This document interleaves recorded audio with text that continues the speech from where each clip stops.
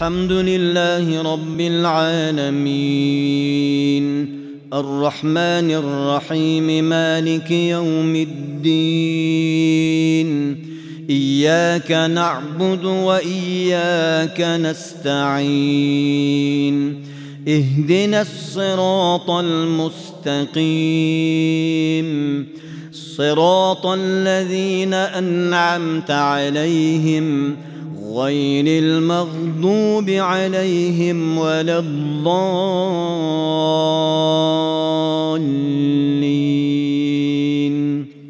حميم تنزيل الكتاب من الله العزيز الحكيم ما خلقنا السماوات والأرض وما بينهما إلا بالحق وأجل مسمى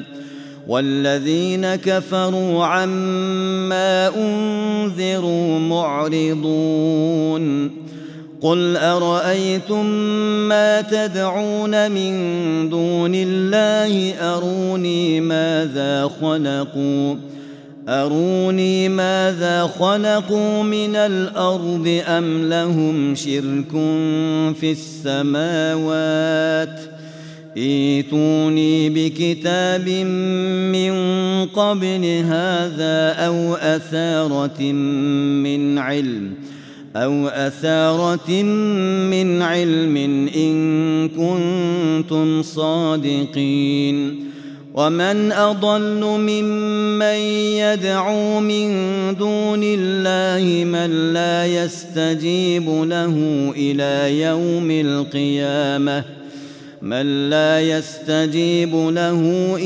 يوم القيامة وهم عن دعائهم غافلون وإذا حشر الناس كانوا لهم أعداء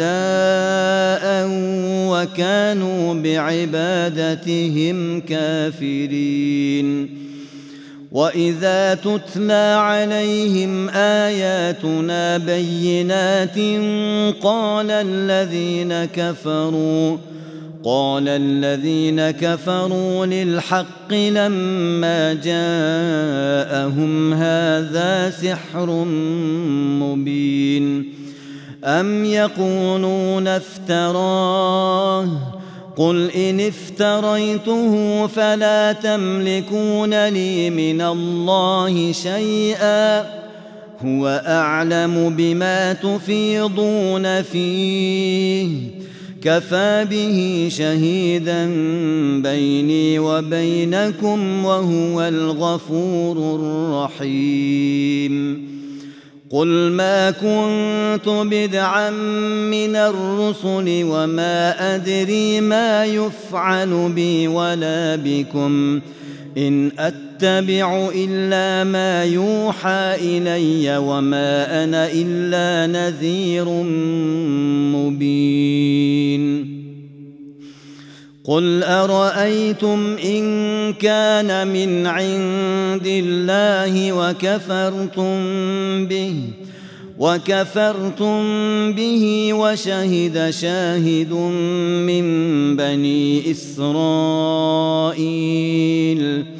وشهد شاهد من بني إسرائيل على مثله فآمن واستكبرتم إن الله لا يهدي القوم الظالمين وقال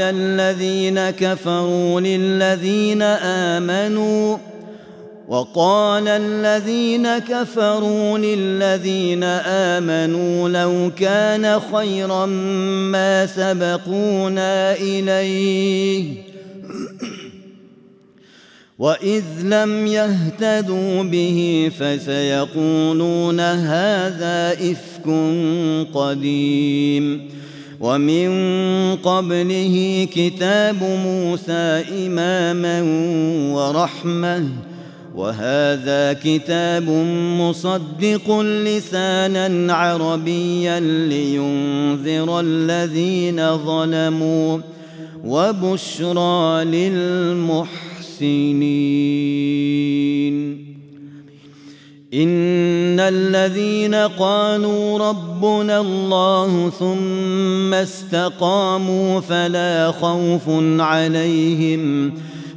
خوف عليهم ولا هم يحزنون. أولئك أصحاب الجنة خالدين فيها جزاء بما كانوا يعملون. ووصينا الإنسان بوالديه إحسانا حملته أمه كرها ووضعته كرها وحمله وفصاله 30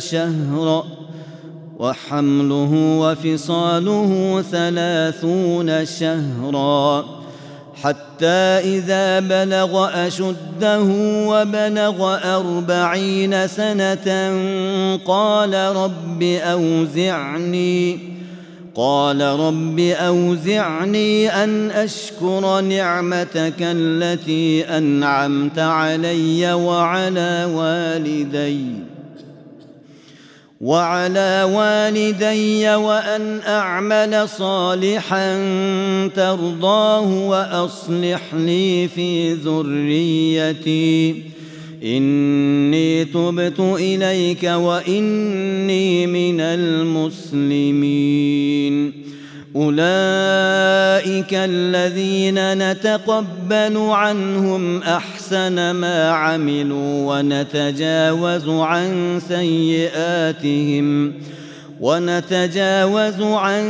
سيئاتهم في أصحاب الجنة وعد الصدق الذي كانوا يوعدون. والذي قال لوالديه أف لكما أتعدانني أن أخرج وقد خلت القرون من قبلي وهما يستغيثان الله ويلك آمن إن وعد الله حق فيقول ما هذا إلا أساطير الأولين. أولئك الذين حق عليهم القول في أمم قد خلت من قبلهم من الجن والإنس إنهم كانوا خاسرين. ولكل درجات مما عملوا وليوفيهم أعمالهم وهم لا يظلمون. ويوم يعرض الذين كفروا على النار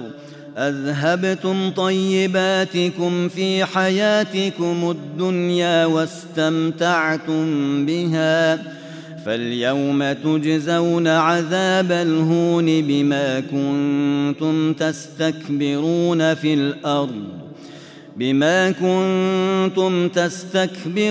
في الأرض بغير الحق وبما كنتم تفسقون. واذكر أخا عاد إذ أنذر قومه بالأحقاف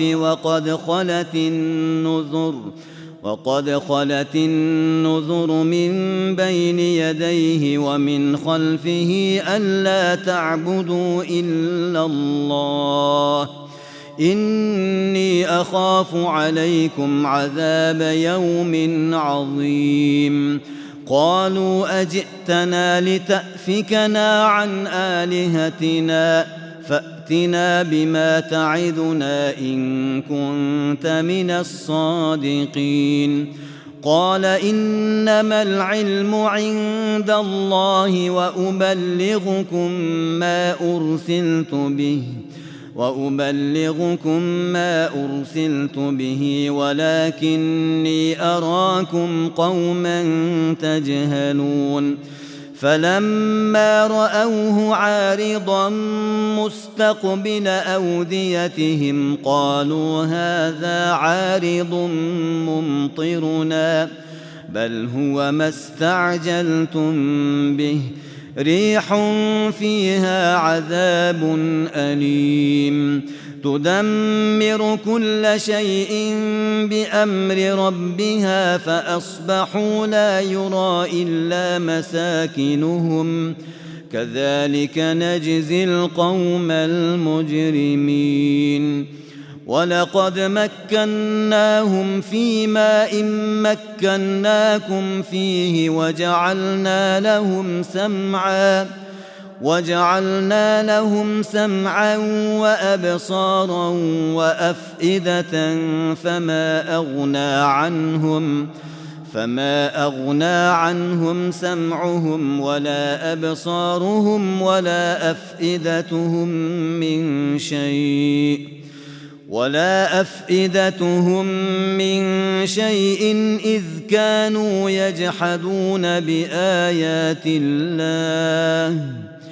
إذ كانوا يجحدون بآيات الله وحاق بهم ما كانوا به يستهزئون ولقد أهلكنا ما حولكم من القرى وصرفنا الآيات لعلهم يرجعون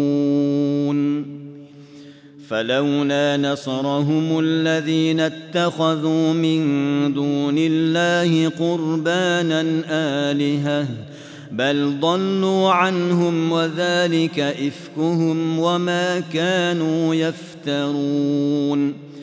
وإذ صرفنا إليك نفرا من الجن يستمعون القرآن فلما حضروه قالوا أنصتوا فلما قضي ولوا إلى قومهم منذرين قالوا يا قومنا إنا سمعنا كتابا أنزل من بعد موسى مصدقا لما بين يديه يهدي إلى الحق وإلى طريق مستقيم يا قومنا أجيبوا داعي الله وآمنوا به يغفر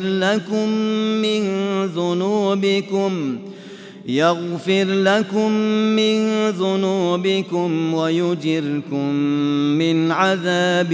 أليم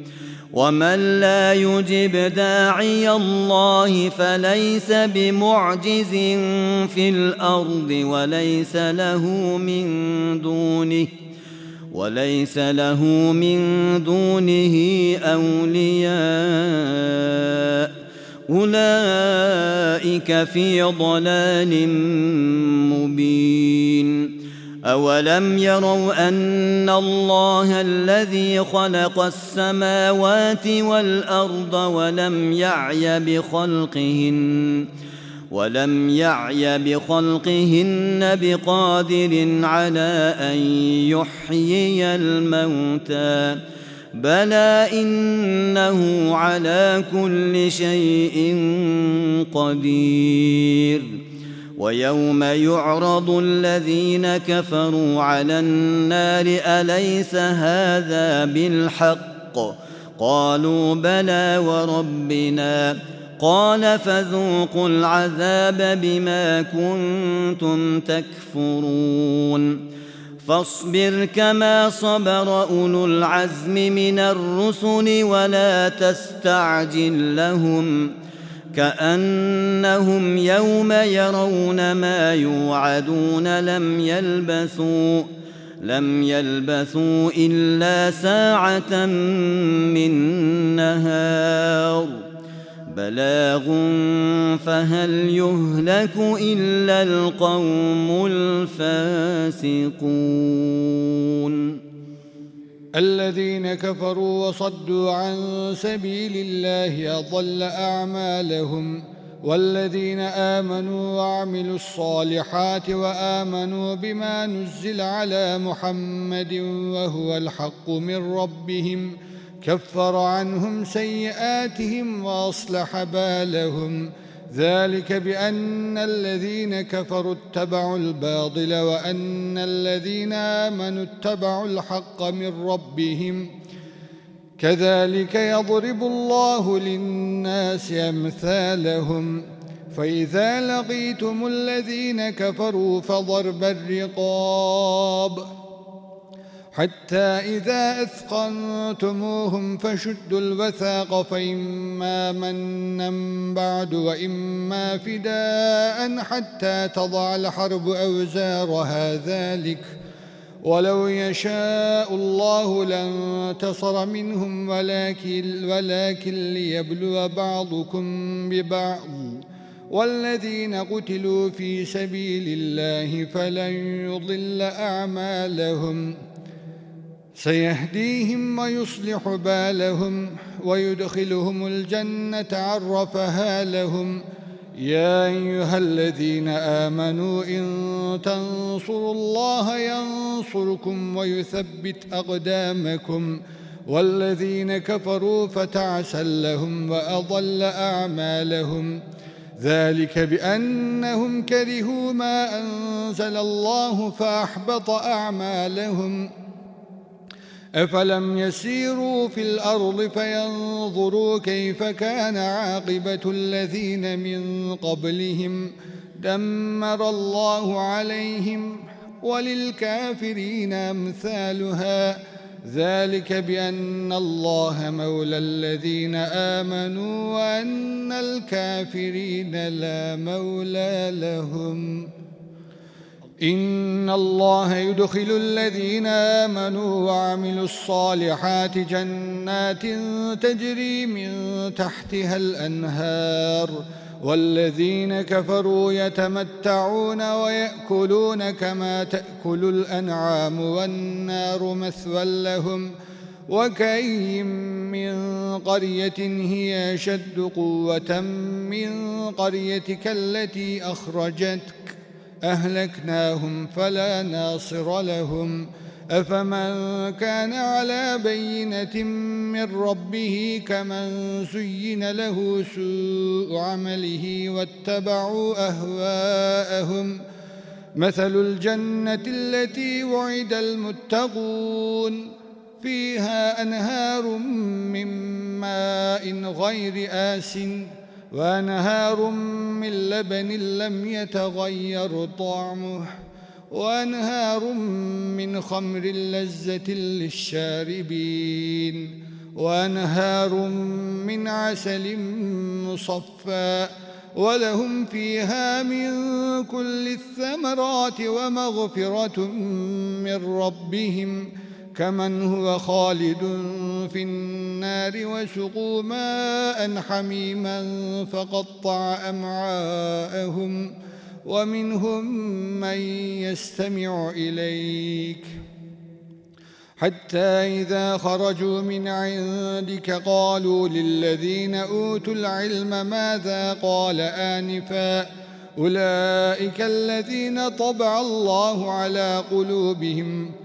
أولئك الذين طبع الله على قلوبهم واتبعوا أهواءهم والذين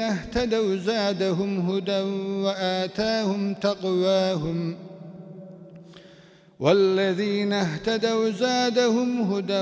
وآتاهم تقواهم فهل ينظرون إلا الساعة أن تأتيهم بغتة فقد جاء أشراطها فأنى لهم إذا جاءتهم ذكراهم فاعلم أنه لا إله إلا الله واستغفر لذنبك وللمؤمنين والمؤمنات والله يعلم متقلبكم ومثواكم ويقول الذين آمنوا لولا نزلت سورة فإذا أنزلت سورة محكمة وذكر فيها القتال رأيت الذين في قلوبهم مرض ينظرون إليك نظر المغشي عليه من الموت فأولى لهم طاعة وقول معروف. فإذا عزم الأمر فلو صدقوا الله لكان خيرا لهم. فهل عسيتم إن توليتم أن تفسدوا في الأرض وتقطعوا أرحامكم؟ أولئك الذين لعنهم الله فأصمهم وأعمى أبصارهم. أفلا يتدبرون القرآن أم على قلوب أقفالها؟ إن الذين ارتدوا على أدبارهم من بعد ما تبين لهم الهدى الشيطان سول لهم وأملى لهم. ذلك بأنهم قالوا للذين كرهوا ما نزل الله سنطيعكم في بعض الأمر والله يعلم إسرارهم. فكيف إذا توفتهم الملائكة يضربون وجوههم وأدبارهم؟ ذلك بأنهم اتبعوا ما أسخط الله وكرهوا رضوانه فأحبط أعمالهم. أم حسب الذين في قلوبهم مرض أن لن يخرج الله أضغانهم؟ ولو نشاء لأريناكهم فلعرفتهم بسيماهم ولتعرفنهم في لحن القول والله يعلم أعمالكم. ولنبلونكم حتى نعلم المجاهدين منكم والصابرين ونبلو أخباركم. إن الذين كفروا وصدوا عن سبيل الله وشاقوا الرسول من بعد ما تبين لهم الهدى لن يضروا الله شيئا وسيحبط أعمالهم. يا أيها الذين آمنوا أطيعوا الله وأطيعوا الرسول ولا تبطلوا أعمالكم. إن الذين كفروا وصدوا عن سبيل الله ثم ماتوا وهم كفار فلن يغفر الله لهم. فلا تهنوا وتدعوا إلى السلم وأنتم الأعلون والله معكم ولن يتركم أعمالكم. إنما الحياة الدنيا لعب ولهو وإن تؤمنوا وتتقوا يؤتكم أجوركم ولا يسألكم أموالكم. إن يسألكموها فيحفكم تبخلوا ويخرج أضغانكم. ها أنتم هؤلاء تدعون لتنفقوا في سبيل الله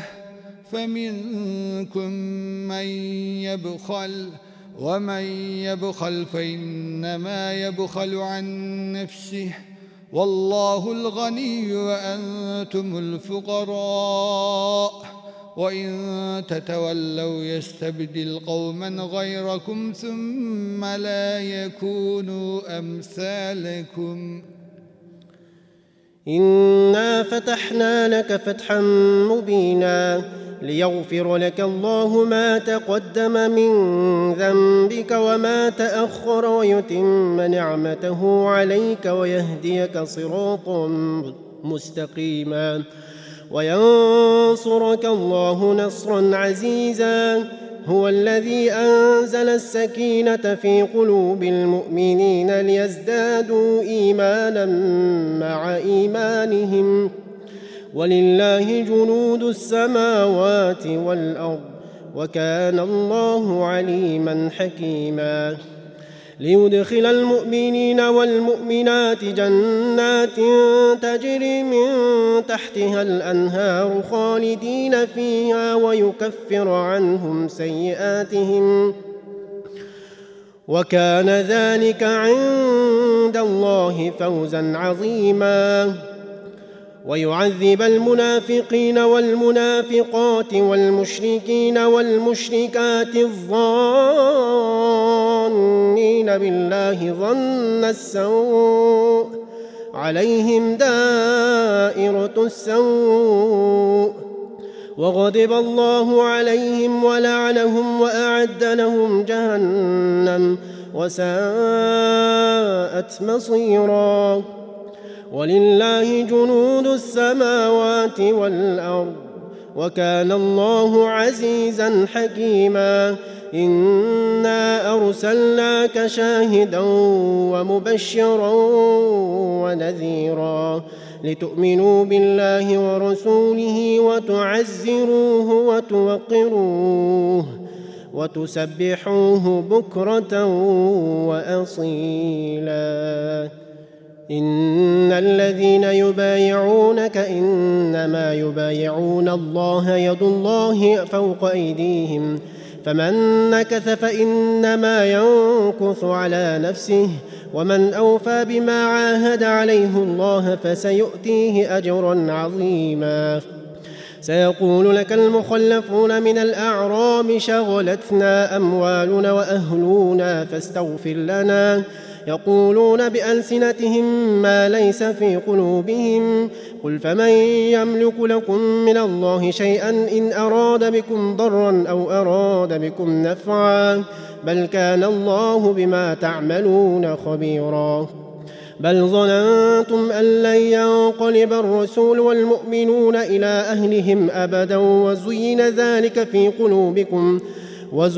ذلك في قلوبكم وظننتم ظن السوء وكنتم قوما بورا. ومن لم يؤمن بالله ورسوله فإنا أعتدنا للكافرين سعيرا. ولله ملك السماوات والأرض يغفر لمن يشاء ويعذب من يشاء وكان الله غفورا رحيما. سيقول المخلفون إذا انطلقتم إلى مغانم لتأخذوها ذرونا نتبعكم يريدون أن يبدلوا كلام الله قل لن تتبعون كذلكم قال الله من قبل فسيقولون بل تحسدوننا بل كانوا لا يفقهون إلا قليلا. قل للمخلفين ستدعون إلى قوم أولي بأس شديد تقاتلونهم أو يسلمون فإن تطيعوا يؤتكم الله أجرا حسنا وإن تتولوا كما توليتم من قبل يعذبكم عذابا أليما. قل للمخلفين من الأعراب ستدعون إلى قوم أولي بأس شديد تقاتلونهم أو يسلمون فإن تطيعوا يؤتكم الله أجرا حسنا وإن تتولوا كما توليتم من قبل يعذبكم عذابا أليما. ليس على الأعمى حرج ولا على الأعرج حرج ولا على المريض حرج ومن يطع الله ورسوله يدخله جنات تجري من تحتها الأنهار ومن يتولى يعذبه عذابا أليما. لقد رضي الله عن المؤمنين إذ يبايعونك تحت الشجرة فعلم ما في قلوبهم فأنزل السكينة عليهم وأثابهم فتحا قريبا ومغانم كثيرة يأخذونها وكان الله عزيزا حكيما. وعدكم الله مغانم كثيرة تأخذونها فعجل لكم هذه وكف أيدي الناس عنكم ولتكون آية للمؤمنين ويهديكم صراطا مستقيما. وأخرى لم تقدروا عليها قد أحاط الله بها وكان الله على كل شيء قديرا. ولو قاتلكم الذين كفروا لولوا الأدبار ثم لا يجدون وليا ولا نصيرا. سنة الله التي قد خلت من قبل ولن تجد لسنة الله تبديلا وهو الذي كف أيديهم عنكم وأيديكم عنهم ببطن مكة من بعد أن أظفركم عليهم وكان الله بما تعملون بصيرا هم الذين كفروا وصدوكم عن المسجد الحرام والهدي معكوفا أن يبلغ محله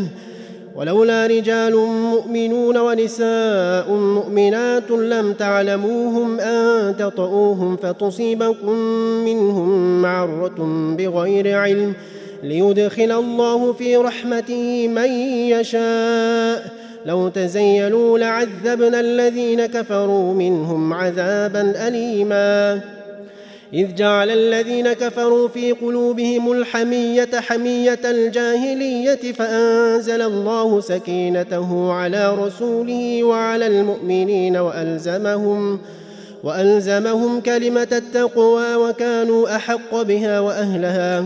وكان الله بكل شيء عليما لقد صدق الله رسوله الرؤيا بالحق لتدخلن المسجد الحرام إن شاء الله آمنين محلقين رؤوسكم ومقصرين لا تخافون فعلم ما لم تعلموا فجعل من دون ذلك فتحا قريبا هو الذي أرسل رسوله بالهدى ودين الحق ليظهره على الدين كله وكفى بالله شهيدا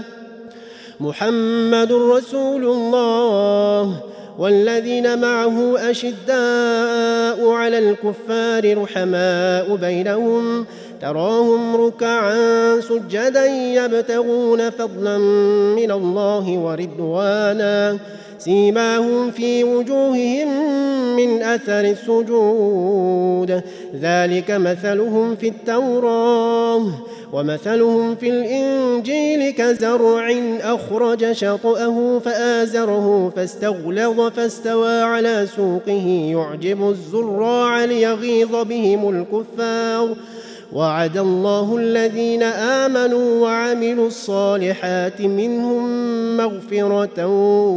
وأجرا عظيما يا أيها الذين آمنوا لا تقدموا بين يدي الله ورسوله واتقوا الله إن الله سميع عليم يا أيها الذين آمنوا لا ترفعوا أصواتكم فوق صوت النبي ولا تجهروا له بالقول كجهر بعضكم لبعض أن تحبط أعمالكم وأنتم لا تشعرون إن الذين يغضون أصواتهم عند رسول الله أولئك الذين امتحن الله قلوبهم للتقوى لهم مغفرة وأجر عظيم إن الذين ينادونك من وراء الحجرات أكثرهم لا يعقلون ولو أنهم صبروا حتى تخرج إليهم لكان خيرا لهم والله غفور رحيم يا أيها الذين آمنوا إن جاءكم فاسق بنبأ فتبينوا أن تصيبوا قوما بجهالة فتصبحوا على ما فعلتم نادمين واعلموا أن فيكم رسول الله لو يطيعكم في كثير من الأمر لعنتم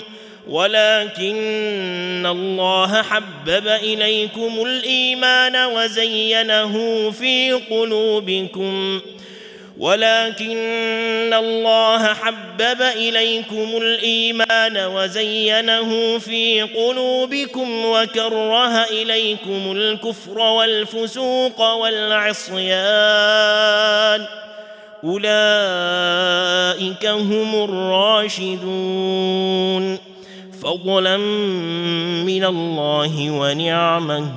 والله عليم حكيم. وإن طائفتان من المؤمنين اقتتلوا فأصلحوا بينهما فإن بغت إحداهما على الأخرى فقاتلوا التي تبغي حتى تفيء إلى أمر الله فإن فاءت فأصلحوا بينهما بالعدل وأقسطوا إن الله يحب المقسطين. إنما المؤمنون إخوة فأصلحوا بين أخويكم واتقوا الله لعلكم ترحمون. يا أيها الذين آمنوا لا يسخر قوم من قوم عسى أن يكونوا خيرا منهم ولا نساء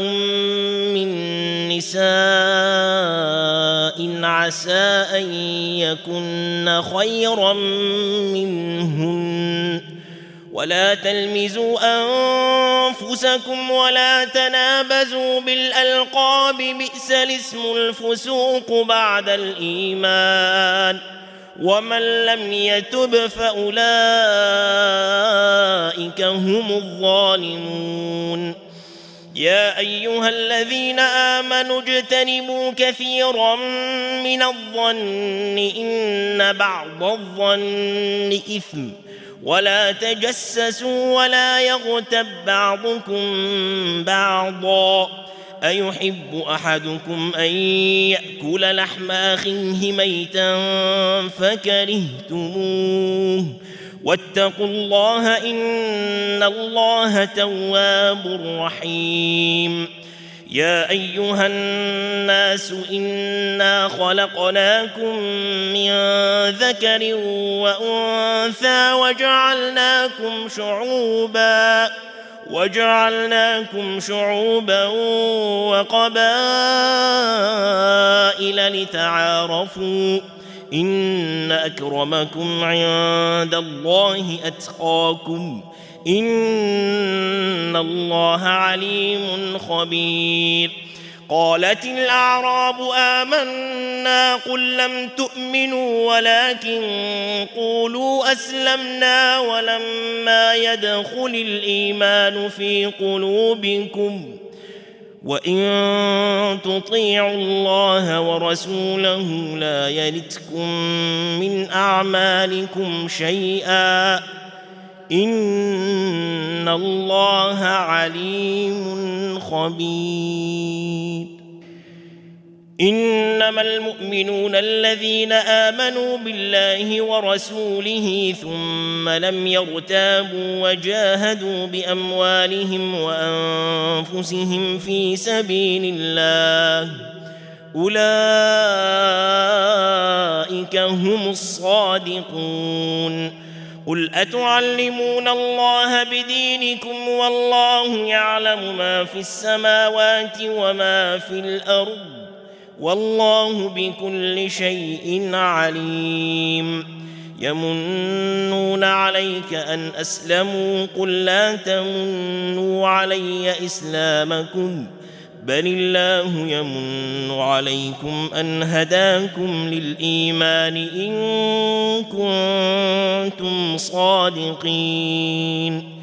إن الله يعلم غيب السماوات والأرض والله بصير بما تعملون. قالت الأعراب آمنا قل لم تؤمنوا ولكن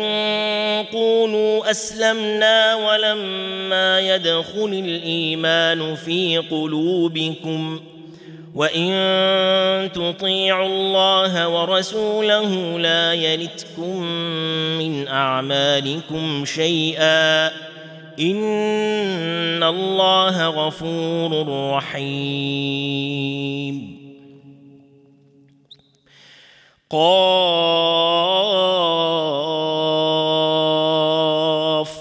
والقرآن المجيد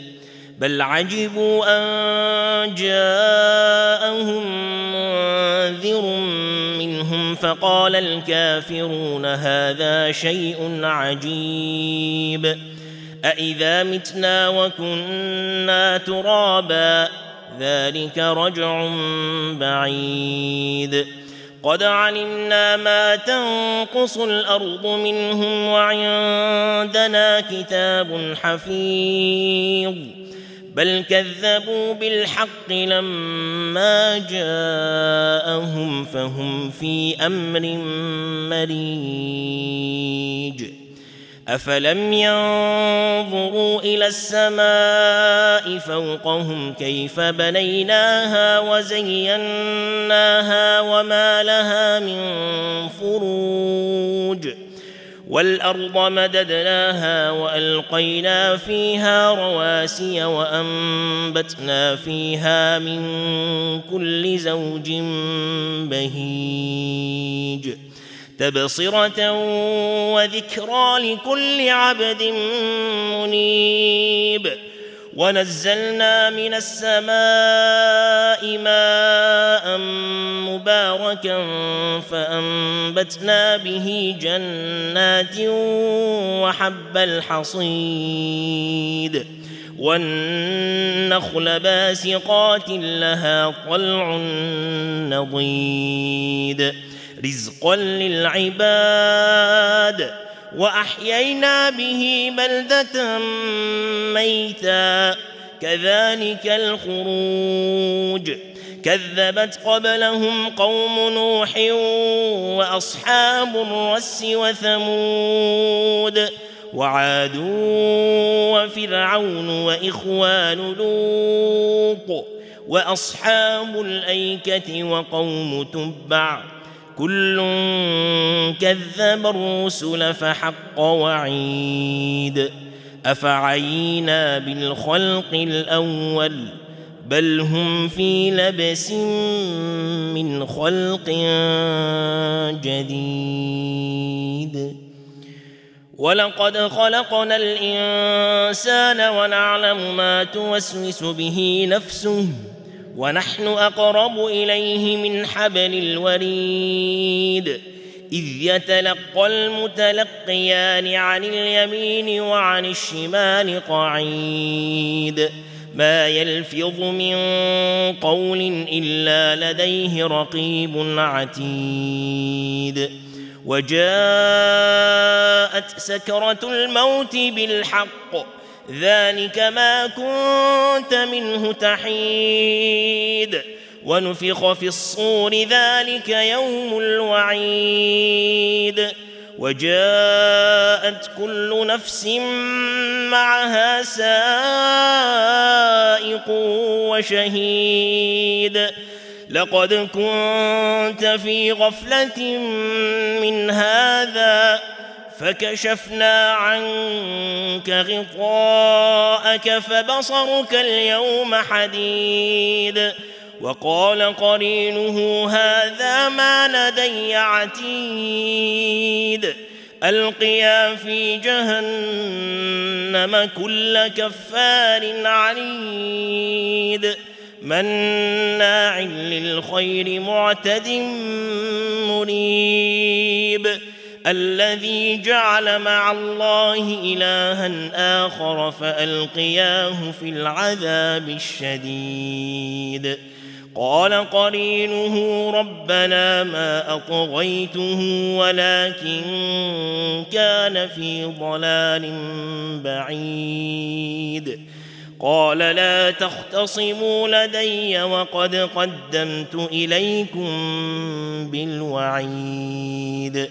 ما يبدل القول لدي وما أنا بظلام للعبيد يوم نقول لجهنم هل امتلأت وتقول هل من مزيد وأزلفت الجنة للمتقين غير بعيد هذا ما توعدون لكل أواب حفيظ من خشي الرحمن بالغيب وجاء بقلب منيب ادخلوها بسلام ذلك يوم الخلود لهم ما يشاءون فيها ولدينا مزيد وكم أهلكنا قبلهم من قرن هم أشد منهم بطشا فنقبوا في البلاد هل من محيص إن في ذلك لذكرى لمن كان له قلب أو ألقى السمع وهو شهيد ولقد خلقنا السماوات والأرض وما بينهما في 6 أيام وما مسنا من لغوب فاصبر على ما يقولون وسبح بحمد ربك قبل طلوع الشمس وقبل الغروب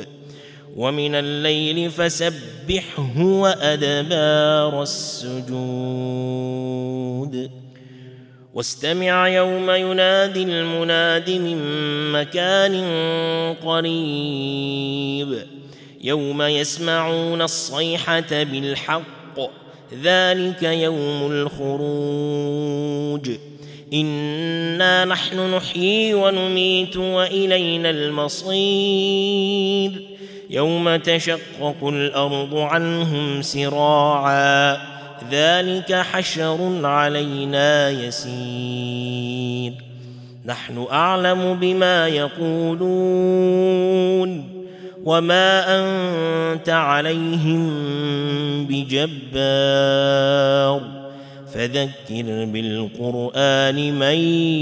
يخاف وعيد